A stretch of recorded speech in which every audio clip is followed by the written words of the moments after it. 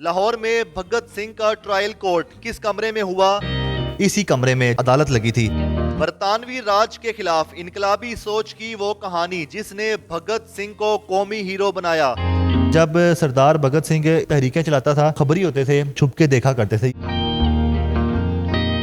साल 1931 में लाहौर शहर में पूंछ हाउस में, जहाँ पे इस वक्त मैं खड़ा हूँ, बिल्कुल इस तरह से एक अदालत लगी थी इसी कमरे में, जहाँ पे एक ब्रिटिश जज थे और जबकि दूसरी जानिब कटहरे में खड़ा हुआ एक मुलजिम सरदार भगत सिंह था।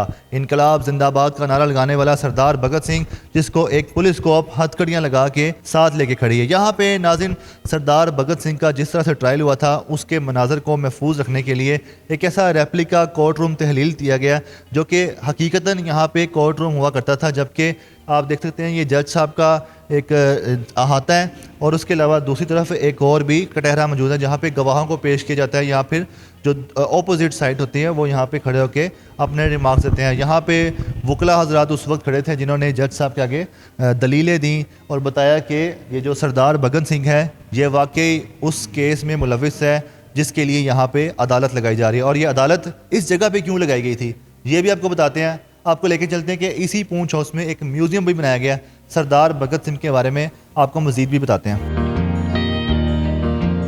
नाज़रीन, इसी लाहौर पूंछ हाउस में जहाँ पे सरदार भगत सिंह की कोर्ट ट्रायल के मनाजिर को महफूज करने के लिए, आप सबको दिखाने के लिए एक रेप्लिका तैयार किया गया। वहाँ पे सरदार भगत सिंह के नाम से एक म्यूजियम भी तैयार किया गया, जहाँ पे उसका पोर्ट्रेट है, उसका फैमिली ट्री, मतलब उसकी वालदा, उसके वालिद, उसके भाई, उसके रिश्तेदार कौन कौन थे। फिर इसके अलावा उसके जो भी लेटर्स थे उसके हवाले से ख़बरें लगी, उसकी स्कूल की तस्वीर है। यहाँ पे सरदार भगत सिंह जो अपने आखिरी वक्तों में खतूत लिखता रहा है, यहाँ पे तहरीरें लिखता रहा जेल में बैठ के, उर्दू में भी हैं, इंग्लिश में भी हैं, और उसकी राइटिंग बहुत ज़बरदस्त थी। इसी तरह आपको दिखा दूँ कि सरदार भगत सिंह के साथी हैं, उसकी हिस्ट्री यहाँ पे है, और इसके अलावा सरदार भगत सिंह की फैमिली और जो उसके साथी थे। फिर ख़ास करके ये सबसे अहम चीज़ ये आप देख रहे हैं, जिस तरह से ये दिखाया गया कि सरदार भगत सिंह उस वक्त चूँकि फ्रीडम फाइटर था और ब्रिटिश राज के ख़िलाफ़ जो है काफ़ी ज़्यादा सरगर्म था, तो किस तरह से छुप के वो यहाँ पे अपने जो कारकुन थे, जो उसके सपोर्टर थे, जिनके साथ तहरीक चला रहा था, रेवोल्यूशनरी तहरीक, तो उसमें आप देखें कि दिखाया गया कि सिख भी थे, हिंदू भी थे और मुसलमान भी थे, सबका लीडर बना हुआ था उस वक्त। और आपको साथ एक और चीज़ भी दिखाएं कि इसी जगह पे ये भी दिखाया गया इसी म्यूज़ियम में कि जब सरदार भगत सिंह इस तरह से तहरीकें चलाता था तो उस वक्त के जो खबरी होते थे या जो हुकूमती जसूस किस तरह से छुप के देखा करते थे, ये भी यहाँ पे मंजर कशी की गई है। इसी तरह सरदार भगत सिंह के इस म्यूज़ियम में आपको दिखा सकें तो ये वो मनाजर हैं जब उस वक्त के एक DSP थे और सरदार भगत सिंह के साथ एक डील करना चाह रहे थे कि वो किसी तरह इनकार कर दे कि उसने दिल्ली की लेजिस्लेटिव असम्बली में बम नहीं फेंका था, इनकार कर दे तो उसकी जान बचाई जा सकती है। लेकिन सरदार भगत सिंह का एक दावा था कि वो जेल गया ही इसलिए ताकि उसका पैगाम दुनिया भर में फैल जाए। तो ये उस वक्त की एक मंजर कशी है। इसके साथ ही उसके सरदार भगत सिंह के डेथ वारंट हैं और उसकी डेथ का सर्टिफिकेट भी है, जो कि यहाँ पे आप देख सकते हैं। फिर इसके अलावा सरदार भगत सिंह जिस जेल में रहा, जो उसका जेल का कमरा था, उसकी हालत भी आप देख सकते हैं। फिर जब उनको हैंग किया गया, और फिर उसके अलावा सरदार भगत सिंह के जो दो साथी हैं, सुखदेव और राजगुरु, तो उनकी तस्वीरें भी यहाँ पे मौजूद हैं। फिर ये वो उस बम के शेल हैं और सरदार भगत सिंह जो कपड़े पहनता था, उसने आखिरी वक्त पहने हुए थे, वो एक कपड़े की तस्वीर है और जो उसकी घड़ी थी वो तस्वीर है। तो आपको लेके चलते हैं secretary tourism archaeology and museum doctor एहसान भुट्टा साहब की तरफ, जिनकी बदौलत आज आप सरदार भगत सिंह म्यूज़ियम भी देख रहे हैं और उनका होने वाला कोर्ट ट्रायल का जो एक मंजर कशी की गई है वो भी आप देख रहे हैं। 1849 में ये बिल्डिंग बनी थी पूंछ हाउस। उसमें 1849 में नई ब्रिटिशर्स ने ना सिखों से ये जगह ली थी। तो जो चीफ जज था हाई कोर्ट का, हाई कोर्ट तो नहीं होती थी, चीफ कोर्ट हुआ करती थी, तो लॉरेंस बोलानेस और एक और साहब थे, वो उन्होंने ये रहायशगाह बनाई अपने लिए।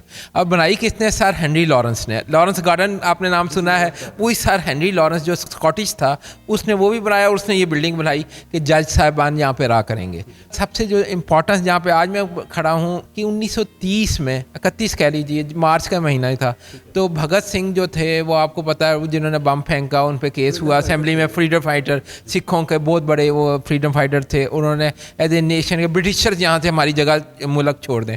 वो सिखों का लीडर नहीं था, वो साउथ एशिया का लीडर था। तो मुसलमानों के लिए भी उतनी इंपॉर्टेंस थी, सिखों के लिए भी थी, हिंदुओं के लिए भी थी। तो उनका जो जब सज़ा हुई तो उनका ट्रायल के जो लास्ट डे थे वो इस बिल्डिंग में थे। जिधर आज आप खड़े हैं, this was the replica of court, यहाँ पे इसका हुआ था। भगत सिंह जी आपके सामने नज़र आ रहे हैं, इसी तरह वो हमने रेप्लिका किया। उन्होंने गिरफ्तार किया हुआ और उन्होंने हथकड़ी लगाई हुई, ब्रिटिशर जो सिपाही थे, और ये कोर्ट जो जज साहब बैठे हैं, इन्होंने उसकी अदालत की थी, क्योंकि इसी कमरे के अंदर उस ज़माने में वाकई उसका ट्रायल हुआ था।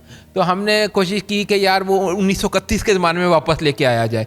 और ये जितने जज साहबान, जस्टिस की आपको तस्वीर नज़र आ रही हैं, ये शादीलाल हैं, he was chief justice chief court, लेकिन ट्रायल उन्होंने नहीं किया था, वो जो एडिशनल जज थे उनके पास था। इस तरह वो 2 मुसलमान जजेस के भी नाम नज़र आ रहे हैं, इन लोगों ने भी ट्रायल करने से इनकार कर दिया था। ये बताएगा कि उनका जो ट्रायल इस कमरा अदालत में हुआ था, जज साहब ने अपने घर में ही अदालत लगा ली थी, तो ये बताएगा यहीं से ही फैसला हो गया था कि इनको हैंग कर दीजिए? ऐसे ही है, यहाँ पे जब फैसला कर दिया, उन रीज़न वही था कि चूँकि वो ब्रिटिशर जो सिपाही था जॉन सैंडर्स, उनको उन्होंने गोली का मार दिया था। तो इसमें पूरी उसके बचपन से लेके उसका जवानी तक, स्कूल की लैंग्वेज से लेके उसकी अदालत तक, और जो उसको फांसी मिली भगत सिंह साहब को, वो पूरा हमने पोर्ट्रे किया हुआ पिक्टोरियल एविडेंस के साथ। क्योंकि ये गासिब है हमारे इस साउथ एशिया पे, ब्रिटिशर्स जब तक ये मुल्क नहीं छोड़ेंगे तो मैं इससे काम करूँगा। तो इसीलिए उसको सज़ा मिली। कहते हैं ना, ये अब जो शादमान चौक है, इस पर फांसी दी गई रात के अंधेरे में, और उनको छुपा कर ताकि लोग, सारी दुनिया ना निकल आए। तो हमने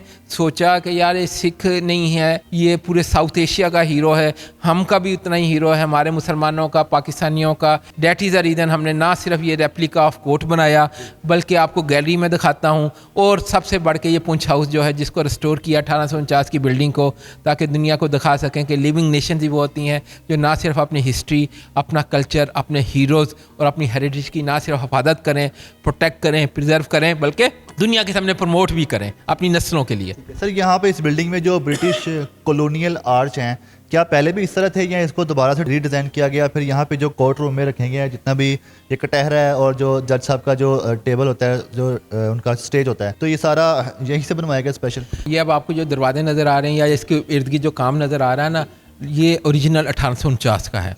जब मैं पहली दफ़ा सेक्रेटरी इंडस्ट्रीज़ के तौर पर 2023 में यहाँ पे आया, ये डीजी इंडस्ट्रीज़ का दफ्तर के तौर पे यूज़ होता है। याद रखिए, 90 दरवाजे, 54 विंडोज़, और जो है ना 28 वेंटिलेटर, रोशनदान, सब ईंटें लगा के कंक्रीट करके बंद कर दिए गए थे। इन दरवाज़ों के ऊपर 7 लेयर्स ऑफ पेंट हुआ करता था, ऑरेंज, ग्रीन, येलो, सारे पेंट हमने तारे जलाकर। और दीवार की जो असल है, शीशा देख लें, ये हिंदुओं का, जब ये सिखों का ये कल्चर था सिखों का, तो उन्होंने वही हमने पोर्ट्रे किया। बड़ी मुश्किल से ये शीशे मिले थे, तो हमने वो जो 1849 का आर्किटेक्ट है जो उस ज़माने में बनाया गया था, उसी को रिस्टोर किया है, और यही वैल्यू होती है ओरिजिनल बिल्डिंग की। इसको तैयार करने में या अपग्रेड करने में या इसकी असल हालत बहाल करने में कितना टाइम लगा, और इस पर बजट कितना रखा गया था? ये इन्होंने ना PC1 बनाया हुआ था, अप्रूवल था, 399 मिलियन रुपीज़ का प्रोजेक्ट था, जिसमें इन्होंने गाड़ियाँ लेनी थी, डीओ इंडस्ट्री साहबान जो 36 डिस्ट्रिक्ट में, उनके लिए कंप्यूटर वगैरह का एक सेल बनाना था, और उनको 118 मिलियन का रखा था कि बिल्डिंग को रिस्टोर करना है। मैंने वो एनालिसिस किया तो पता चला जनाब, बिल्डिंग में आपने नई टाइलें लगानी है, वो जो एल्यूमिनियम की खिड़कियाँ लगानी है, फॉल सीलिंग लगानी है, और पैनिंग लगानी है, ये था। तो वो मैंने सारा उसको रिवाइज़ करके, मैंने फिर मकसूद साहब हमारे आर्किटेक्ट थे, आर्कियोलॉजी के डायरेक्टर रिटायर हुए हैं, उनको मैंने एज ए कंसल्टेंट लिया। फिर उन्होंने PTUT है, पंजाब यूनिवर्सिटी ऑफ टेक्नोलॉजी, जो हमारे इंडस्ट्री डिपार्टमेंट के साथ है, उनके आर्किटेक्ट के स्टूडेंट्स को बुलाया। उन्होंने एक एक चीज़ का सर्वे किया, एरियल और जियोग्राफिकल।